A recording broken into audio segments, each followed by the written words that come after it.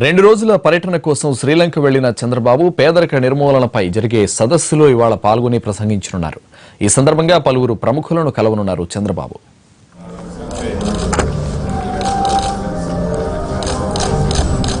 శ్రీలంక అధ్యక్షుడు మైత్రిపాల సిరిసేన ఆహ్వానంపై ఆ దేశం వెళ్లిన ఏపీ సీఎం చంద్రబాబుకి సాదర స్వాగతం లభించింది. చంద్రబాబుకు ప్రత్యేక విందు ఇచ్చిన సిరిసేన ఏపీ ప్రభుత్వం చేపడుతున్న కార్యక్రమాలపై చర్చించారు. గతంలో బాబు అమలు చేసిన కార్యక్రమాలపై కూడా ఆరా తీశారు. కొలంబోలో జరగనున్న పేదరిక నిర్మూలన సదస్సులో చంద్రబాబు పాల్గొంటున్నారు. పేదరిక నిర్మూలనకు ఏపీ అనుసరిస్తున్న విధానాల్ని వివరించనున్నారు. మైత్రిపాల సిరిసేన శ్రీలంక అధ్యక్షుడిగా 2 ఏళ్లు వేడుకలు జరుపుకుంటున్న సమయంలో చంద్రబాబు శ్రీలంక వెళ్లారు.